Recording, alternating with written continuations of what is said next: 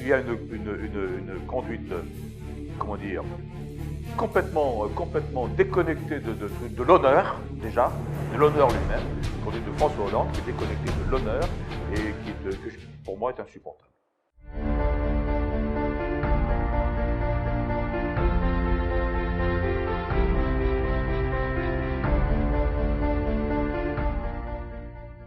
Didier Tauzin, bonjour. Nous nous retrouvons pour un nouvel entretien d'actualité. Et je crois que vous avez quelque chose à dire à ceux qui ont permis qu'il soit possible. Oui, nous inaugurons aujourd'hui notre studio, qui a été dans le matériel et qui a été organisé grâce aux dons des gens qui participent maintenant à notre projet Rebâtir la France. Et donc je les remercie. Cela va nous donner une autre ampleur à notre action. Et donc nous allons faire beaucoup de vidéos maintenant, du moins je l'espère. Est-ce que cela veut dire que vous voulez vous passer des grands médias et vous faire connaître sans eux? Je crois que les grands médias, voyez-vous, il ne s'agit pas forcément de s'en passer, mais pour eux, pour l'instant, je ne suis pas intéressant. Je pense aussi, bien entendu, que certains, en particulier parmi les hommes politiques, leur demandent aux grands médias de ne pas s'intéresser à moi. C'est normal. Ça fait partie du jeu, si je peux dire. Je le savais dès le début de cette aventure, je savais que je serais sous omerta. Bien. Ceci étant dit, les choses changent, les choses bougent depuis quelque temps, grâce d'abord aux ventes de livres. Le premier livre, Rebâtir la France, a été vendu à plus de 10 000 exemplaires. Nous venons d'imprimer le 11e 1000. Le nouveau livre, le projet présidentiel, lui, comment dire, se vend bien. Nous venons d'imprimer le 5e 1000 alors qu'il est en librairie depuis 1 mois et demi à peine. J'ai été, interviewé à diverses reprises pour l'affaire Picmal, pour les attentats du 13 novembre, etc. Et si bien que les journalistes manifestent de plus en plus d'intérêt pour moi, y compris les grands médias. J'ai bénéficié de 2 articles sur le Figaro.fr. Pas plus tard qu'hier soir, j'étais avec un journaliste de Libération, s'il vous plaît. Donc, si vous voulez, le front médiatique, si je peux m'exprimer ainsi, est en train de se lézarder tout doucement. Et donc, je pense que d'ici quelque temps, sans être bien entendu à égalité avec les candidats potentiels et déclarés déjà à la présidentielle, M. François Hollande, M. Sarkozy, etc., je pense que je bénéficierai d'une couverture médiatique intéressante. Nous avons, dès le départ, décidé d'appliquer à cette affaire la stratégie dite du faible au fort. C'est une expression militaire pour parler des stratégies de guérilla face à des armées constituées et imposantes. Et donc, cette stratégie, elle paye. Ça a été Facebook, ça a été Internet, ça a été les médias alternatifs, ce sont aussi ces vidéos, comme celle d'aujourd'hui, eh bien cela finit par payer. Et le contact aussi de personne à personne, parce que aujourd'hui, je pense que j'ai une trentaine de conférences dans des endroits extrêmement divers. Par exemple, la semaine dernière, j'étais dans un village de la Meuse, 200 habitants, eh bien, il y avait 100 personnes autour de moi pour la conférence. Et donc, ces choses-là payent énormément, si vous voulez. Et donc, on en voit maintenant le résultat avec le front médiatique qui se lézarde.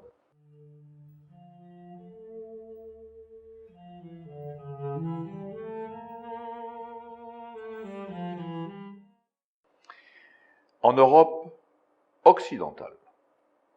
Parce que l'Europe orientale, à ce jour, n'a pas connu d'attentat de ce type, pour une simple raison. Il n'y a pas de musulmans. Alors ce que je dis là n'est pas dirigé contre les musulmans en général, mais nous avons complètement oublié une chose, c'est qu'il y a, depuis le 8e siècle, je crois, je ne me souviens plus le nom de cet imam de Bagdad, qui avait décidé que le Coran, il faut l'interpréter de manière littérale, ce que l'immense majorité des musulmans récuse. Mais le problème, c'est qu'il y a une partie des musulmans qui considèrent que le Coran doit être interprété de manière littérale. Donc, c'est, je crois, ce qu'on appelle les takfiris, ensuite les wahhabites, le salafisme aujourd'hui. Et donc, là où il y a des musulmans, il y a nécessairement, viennent s'infiltrer nécessairement des gens qui sont adeptes d'une interprétation littérale du Coran, qui préconise en particulier de tuer les mécréants que ne sont pas les musulmans, que sont les non-musulmans, je veux dire. Donc il y a ça, il y a une relation. Encore une fois, il faut bien faire attention à ne pas jeter la vindicte sur tous les musulmans. Pas plus tard que la semaine dernière, j'étais invité par un Libanais musulman à Nancy. C'était délicieux, nous avons eu des conversations absolument délicieuses et je me sentais complètement en phase avec lui. Et je sais parfaitement, je sais pertinemment pour en connaître suffisamment, que l'immense majorité des musulmans s'opposent à cette dérive, à cette interprétation littérale. Et d'ailleurs, il y a même des écrits. Il y a des philosophes musulmans, des journalistes musulmans qui considèrent qu'il y a là une véritable maladie de l'islam. Donc, il faut que les musulmans guérissent cette maladie. Ça, c'est la première chose. La deuxième, c'est que il ne faut pas vivre, il ne faut pas accepter de vivre dans la terreur. Certainement pas. À partir du moment où nous acceptons de vivre dans la terreur, déjà nous sommes soumis. Déjà nous sommes soumis. Or, c'est l'objectif de ces gens-là, nous soumettre psychologiquement avant de nous soumettre politiquement, socialement, etc. Donc, il faut refuser la soumission. Il faut redresser la tête et se battre. On ne se bat pas contre le djihadisme, contre n'importe quel ennemi. On ne fait pas la guerre avec des fleurs, avec des pleurnicheries, avec des bonnes paroles sur un plateau de télévision. Que les défenseurs des libertés ont trop tendance à se taire, ont trop tendance à faire silence, et que justement, il faut sortir du silence. Il faut que les républicains se lèvent, il faut qu'ils soient présents, qu'ils soient nombreux, qu'on soit tous nombreux dans la rue samedi ou dimanche. On fait la guerre avec des armes, qui peuvent être des armes matérielles, mais qui peuvent être aussi la parole. Ça peut être la parole, ça peut être la loi, voilà, il faut faire la guerre. Et une guerre qui nous est imposée, il ne faut pas l'oublier. Nous sommes en état de légitime défense, nos sociétés occidentales sont en état de légitime défense face à ce djihadisme. Eh bien, nous devons nous battre pour nous-mêmes, pour nos enfants, et nous vaincrons, j'en suis intimement persuadé, à condition de relever le défi et de le faire vite. Parce que maintenant, je crois que le temps presse. Le temps presse, pourquoi? Parce qu'une partie d'abord de la population occidentale s'habitue peu ou prou, l'air de rien, à vivre d'une manière soumise. Deuxièmement, parce que le salafisme, les takfiris, etc., les takfirs imprègnent de plus en plus les communautés musulmanes qui elles-mêmes sont visées, puisque l'objectif de ces gens-là, des djihadistes, c'est de nous monter les uns contre les autres. C'est leur objectif. Il ne faut pas non plus leur donner satisfaction en nous montant les uns contre les autres, musulmans et non musulmans. Ce serait leur donner raison, et donc immédiatement perdre la guerre. Voilà ce qu'on peut dire déjà. Ensuite, eh bien, je pense que nous aurons d'autres attentats. C'est très probable. En Belgique, en France, en Allemagne, il y en aura d'autres. Ce qui veut dire que, et cela, ce sera dans la durée. Je suis de ceux qui pensent que ce défi qui nous est imposé aujourd'hui durera pratiquement tout le XXIe siècle. Bien sûr, il y a ce qu'on appelle Daesh, l'État islamique, que les Russes sont en passe les Russes et les Syriens sont en passe de vaincre, mais et d'où viennent essentiellement les djihadistes qui travaillent sur notre sol. Mais quand Daesh sera vaincu, eh bien, il ressurgira ailleurs, par exemple aujourd'hui en Libye, ensuite ce sera au Nigeria, ce peut être au Soudan, ce peut être dans d'autres pays africains ou proche-orientaux. Et c'est une sorte de cancer, si vous voulez, qui va continuer de se répandre pendant très longtemps.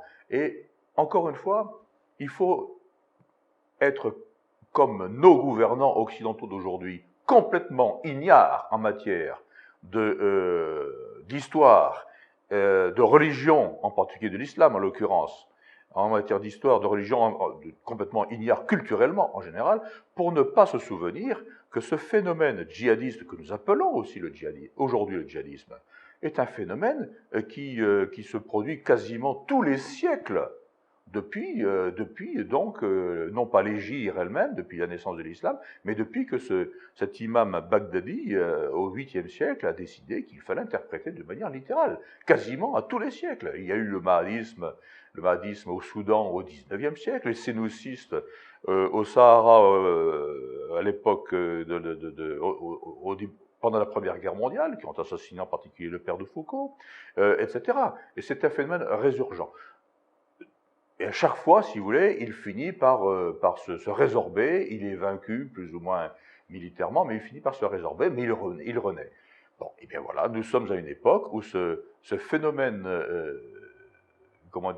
aujourd'hui djihadiste, prend de l'ampleur. C'est peut-être aussi la phase la plus intense, la plus violente, et je pense qui durera le plus longtemps depuis 1500 ans. Vous parliez de faire la guerre au terrorisme. Est-ce que vous avez l'impression que c'est l'état d'esprit dans lequel sont les gouvernements européens actuels? Non, bien sûr que non.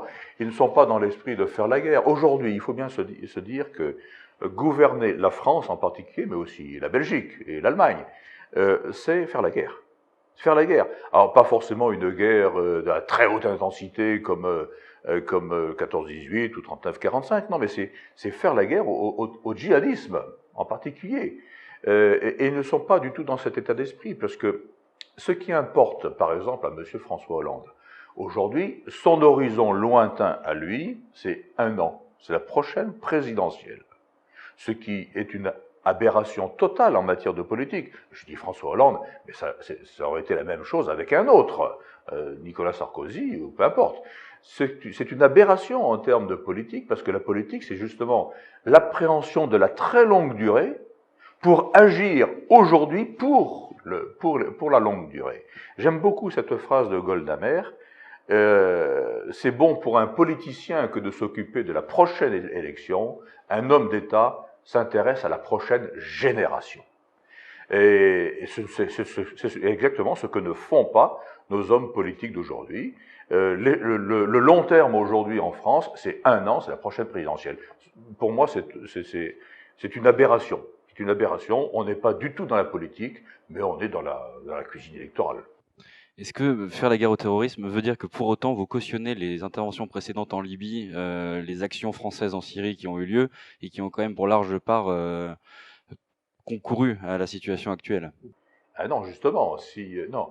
Les interventions de 2011 en Libye, les autres en Syrie, en Irak, etc., sont l'une des causes de la situation actuelle.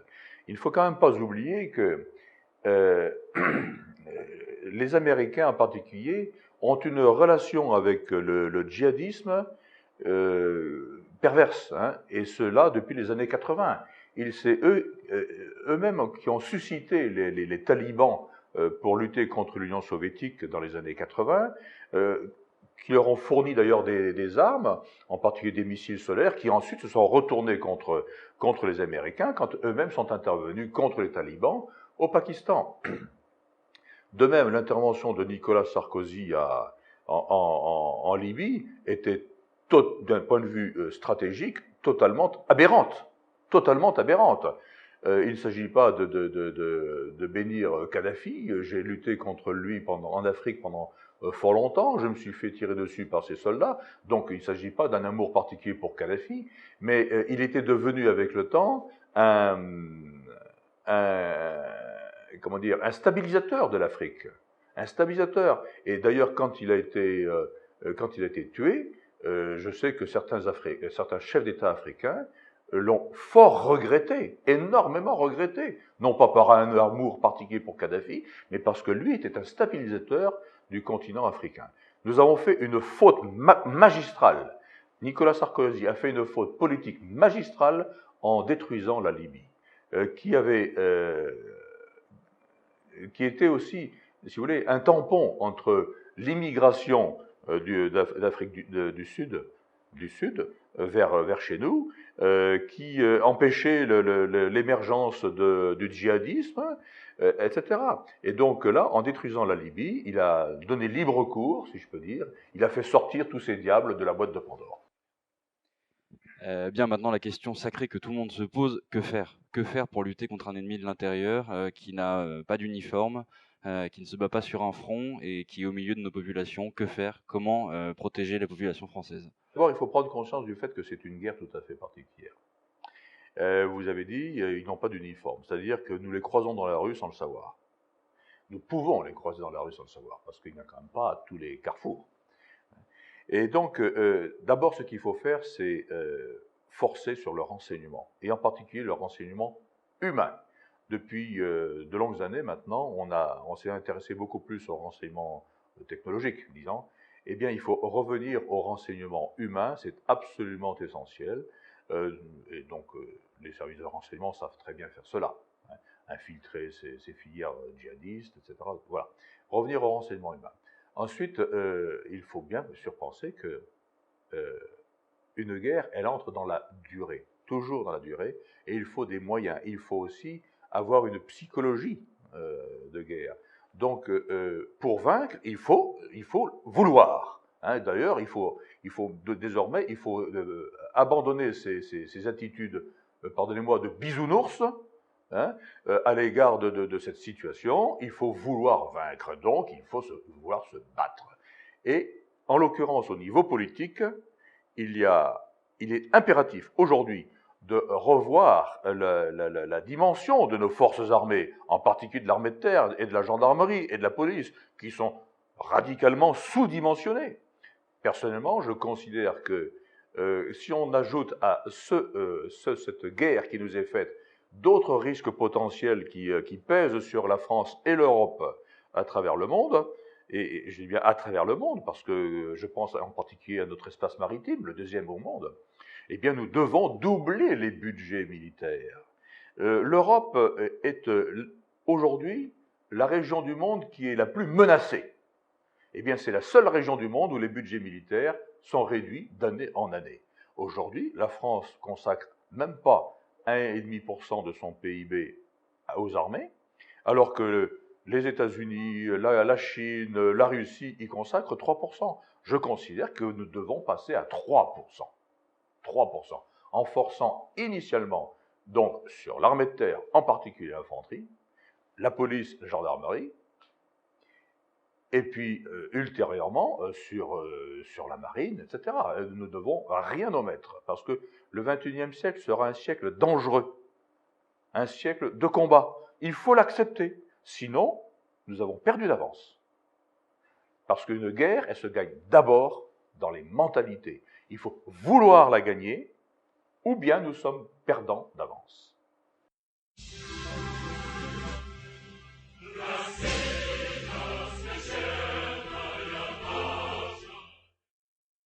Alors, moi, j'ai envie de dire, comme officier et comme citoyen, tout simplement comme citoyen, merci Vladimir Poutine et bravo. Bravo pour cette intervention en Syrie. Ce que les Américains, les Français, etc., n'ont pas fait par velléité ou bien parce qu'ils étaient trop liés, en fait, aux djihadistes eux-mêmes, par l'intermédiaire des Séoudiens ou des Qataris, eh bien, les Russes l'ont fait. C'était très bien fait, une intervention massive. Ils ont surpris tout le monde. Ça veut dire que Vladimir Poutine est maître du jeu. Ça, c'est de la stratégie, c'est de la haute politique. Et puis maintenant, il a décidé de retirer ses troupes, et on en voit le résultat. Palmyre libéré, et puis l'État islamique qui recule sur tous les fronts. C'est une opération remarquablement menée, et encore une fois, avec un chef d'État qui est maître du jeu, qui est maître de lui, maître du jeu, qui donne le tempo, une armée qui est renée de ses cendres, hein, voilà.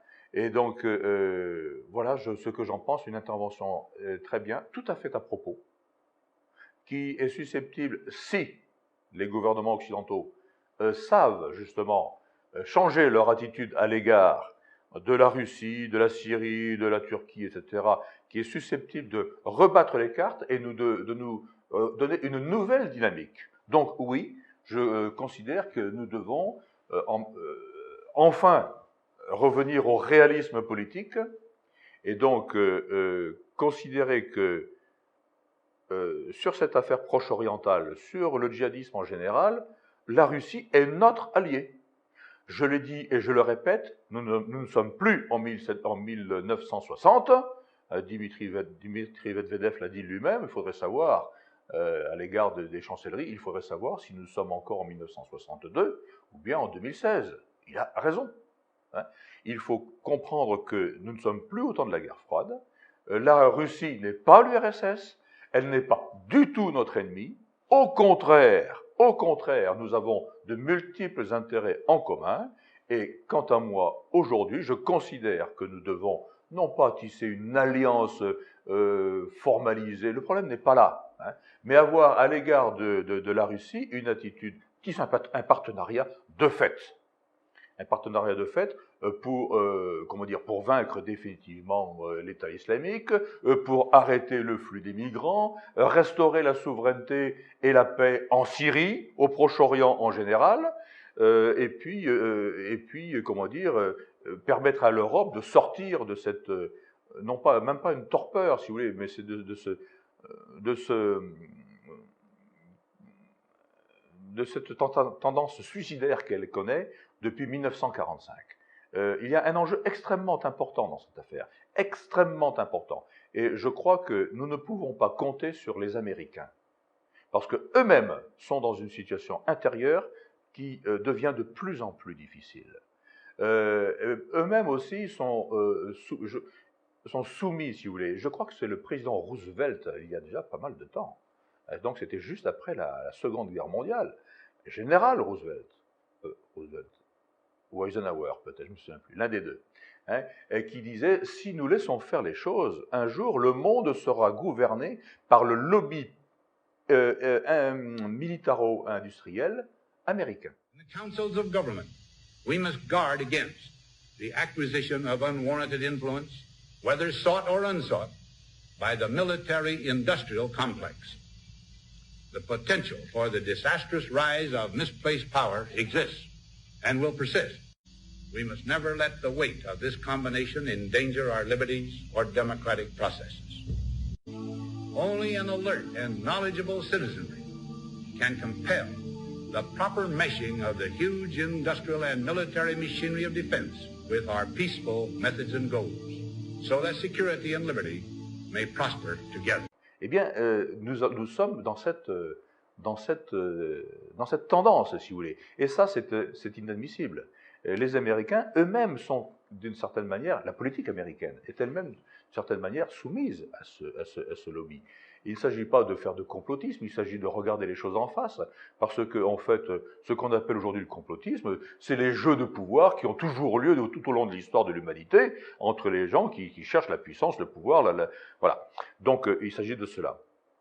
Et aujourd'hui, je crois que nous devons vraiment quitter le commandement militaire de l'OTAN, parce que c'est un outil aux mains des Américains qui est utilisé d'une manière aujourd'hui conflictuelle. En fait, la politique américaine aujourd'hui sème la guerre alors qu'il faudrait semer la paix.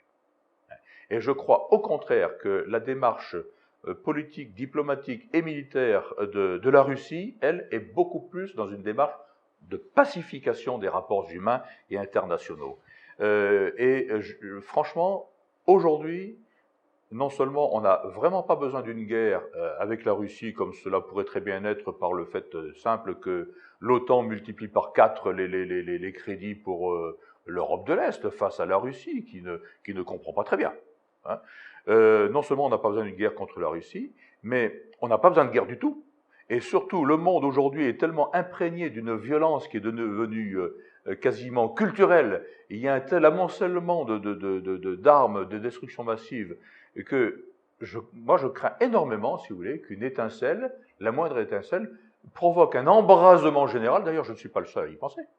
Même Jacques Attali considère que nous pouvons avoir une guerre mondiale d'ici quelques années. On commence à en parler.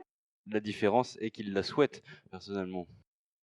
Je ne sais pas s'il la souhaite, ce serait une grave erreur, une faute contre l'humanité, que de souhaiter la guerre, c'est une faute. C'est une faute contre l'humanité. La guerre, il faut la faire quand elle nous est imposée. Ah oui, il faut la faire. Et la faire pour la gagner, vraiment. Mais souhaiter la guerre, c'est ne pas connaître la guerre. Moi, je ne connais pas les grandes guerres, mais j'ai quand même un certain nombre d'opérations militaires, et j'ai connu les désastres provoqués par certaines guerres, mais c'est absolument affreux. On ne peut pas souhaiter ça pour son pays, pour son frère, pour l'humanité. C'est impossible.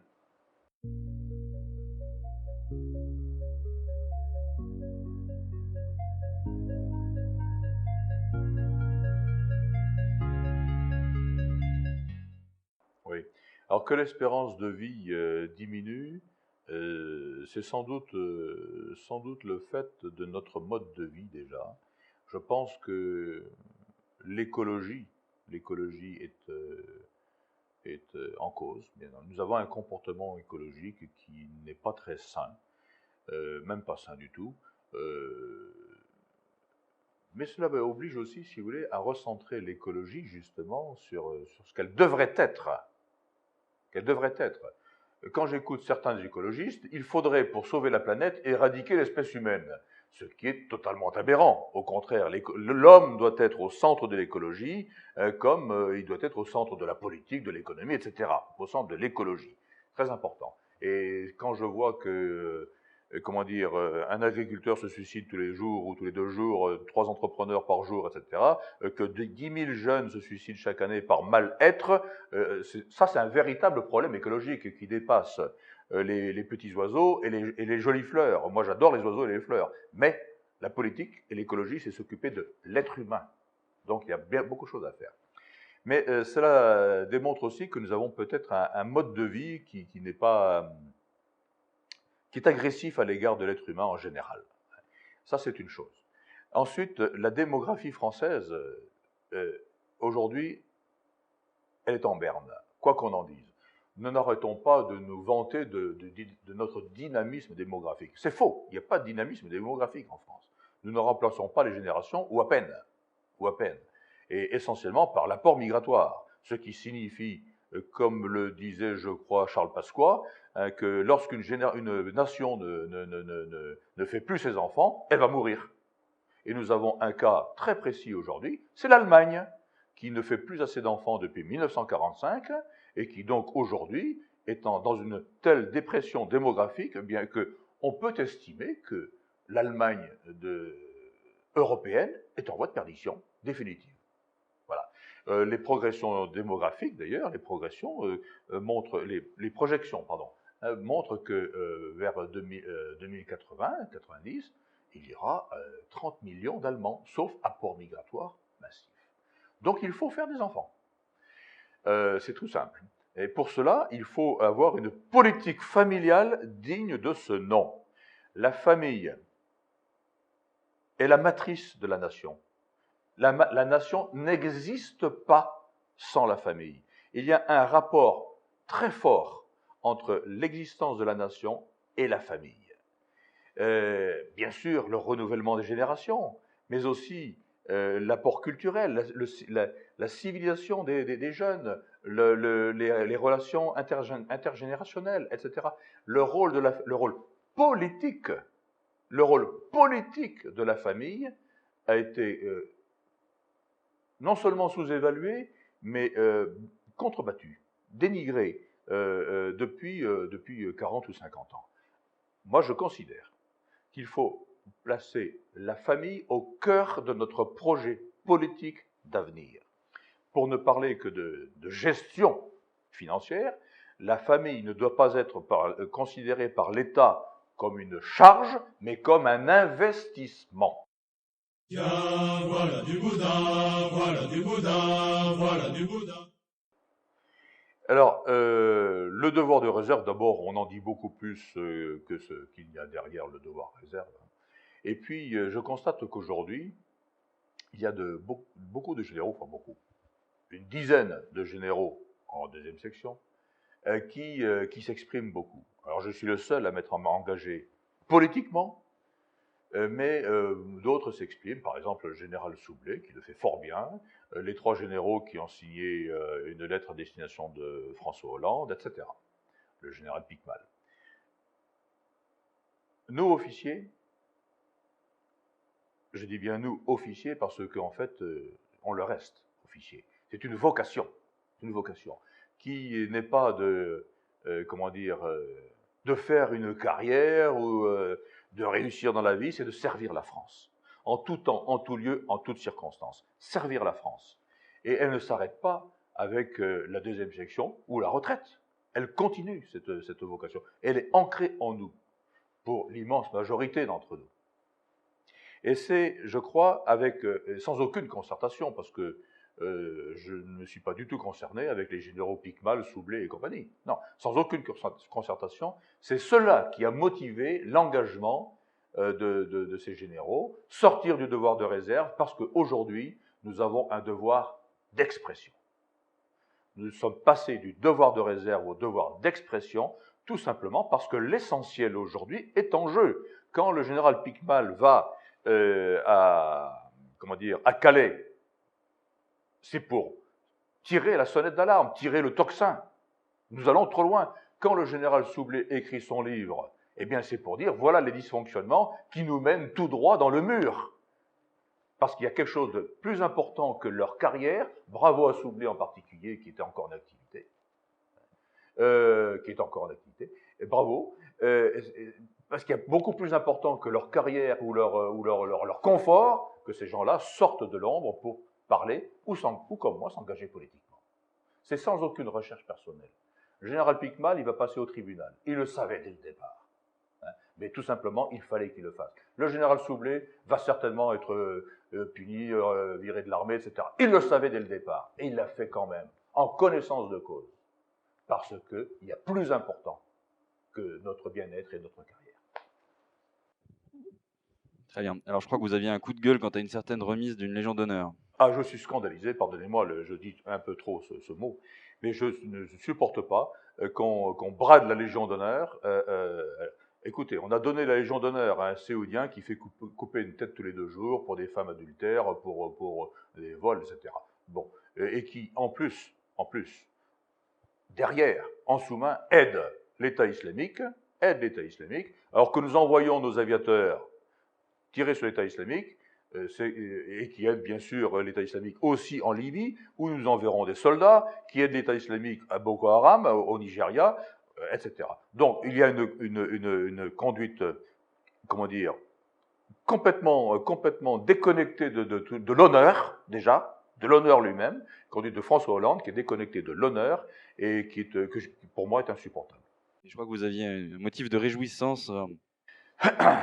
Oui, écoutez, moi je ne sais pas comment le perçoivent les Français, mais moi je voudrais dire un grand merci à Philippe de Villiers et au Puy du Fou d'avoir rapatrié en France l'anneau de Jeanne d'Arc. C'est très symbolique, évidemment. Jeanne d'Arc, c'était il y a plus de 500 ans, ok, mais c'est notre histoire, Et quand on cherche des repères dans l'histoire de France sur lesquels pratiquement tous les Français pourraient s'entendre, pratiquement tous les Français, je crois que Jeanne d'Arc en est un. Donc un grand merci à Philippe de Villiers pour avoir rapatrié cet anneau de Jeanne d'Arc et surtout qu'on le garde.